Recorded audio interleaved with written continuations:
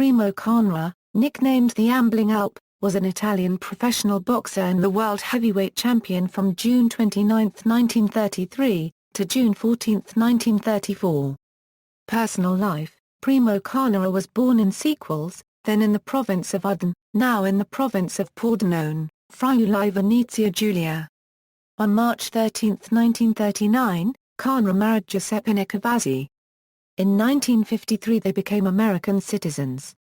They settled in Los Angeles, where Carnera opened a restaurant and a liquor store.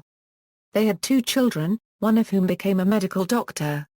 Carnera died in 1967 in his native town of a combination of liver disease and complications from diabetes. Biography: Carnera was touted in America as being 6 feet 7 inches tall and thus the tallest heavyweight in history, but he was actually 6 squared 5 or 1/2 euro cube tall. He fought at as much as 275 pounds.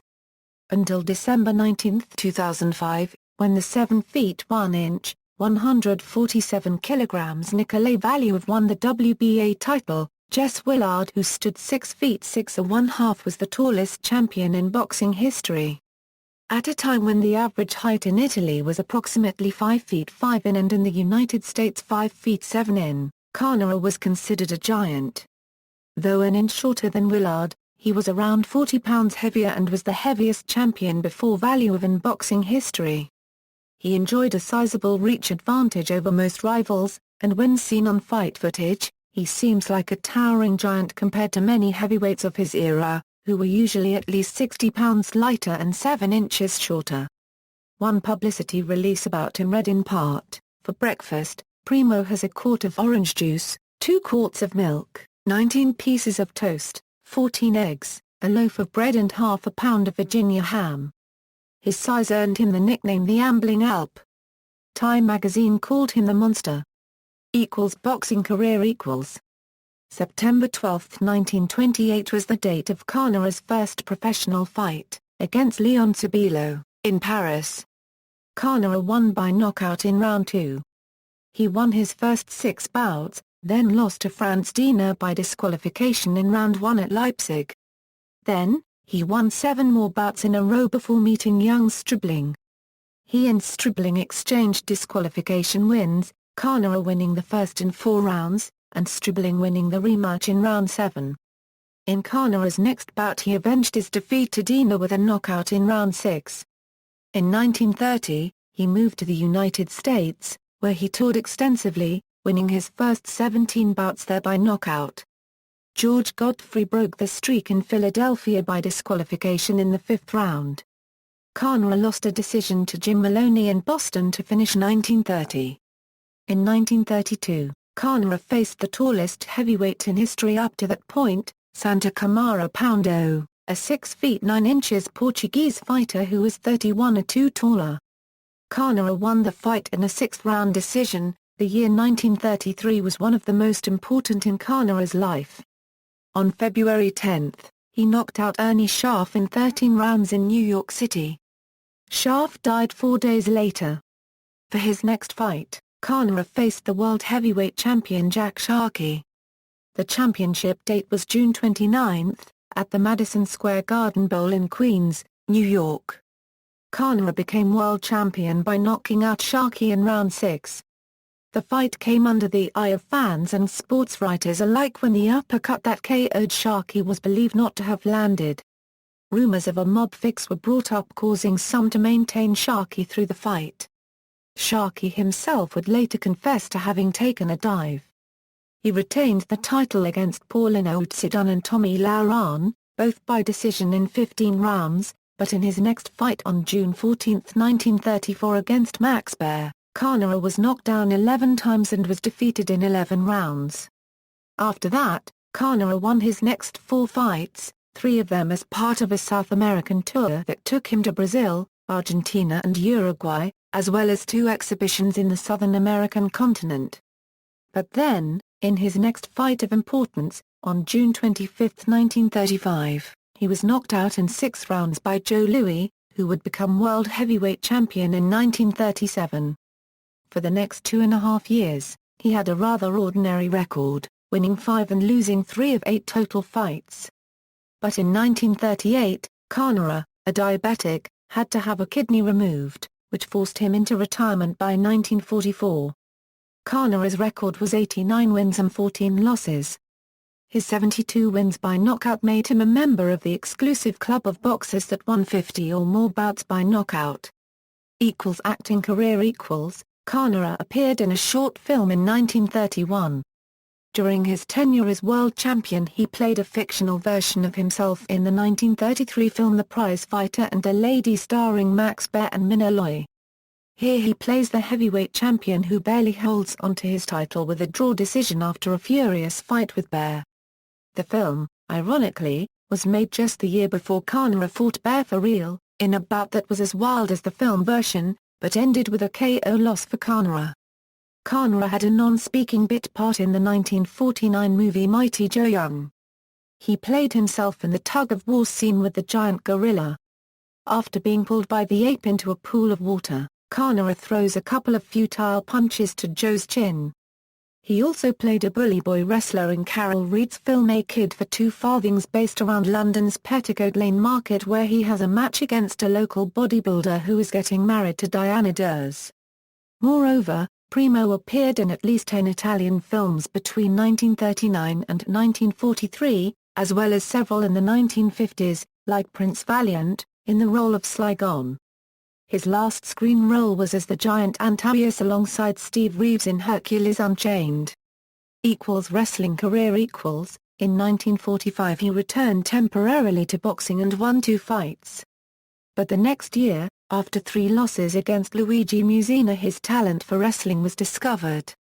In 1946, he became a professional wrestler and was immediately a huge success at the box office. For several years, he was one of the top draws in wrestling. Carnera continued to be an attraction into the 1960s. Max Baer attended at least one of Carnera's wrestling matches.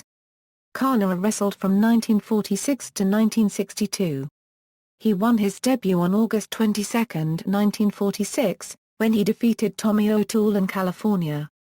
On October 23, 1946, Carnera won his 41st consecutive wrestling match by defeating Jules Strongbow. On November 19, 1946, Carnera beat Harry Kruskamp to remain undefeated at 65-0-0. Primo Carnera went 120 straight wrestling matches undefeated before suffering his first loss to Ivan Robert in Montreal, Canada, on August 20, 1947. Carnera's greatest victory took place on December 7, 1947 when he defeated former world heavyweight champion Ed Strangler Lewis. In May 1948, Carnera took a January 1, 143 record against world heavyweight champion Luthes. Thus defeated Carnera in a world title defense. In Ring Magazine, August 1962, page 38, Carnera flattened Ox Anderson in a heavyweight wrestling match in Los Angeles, California. Carnera's wrestling career came to an end in October 1962. On October 17, he lost to Jess Ortega in Los Angeles, and on October 25 Carnera lost to The Destroyer. Consequently, Carnera retired from professional sports. Accusations. According to boxing historian Herbert Goldman, Carnera was very much mob-controlled. Carnera met his first serious heavyweight contender, young Stribling, in 1929, and won when Stribling fouled him. In a rematch, he fouled Stribling.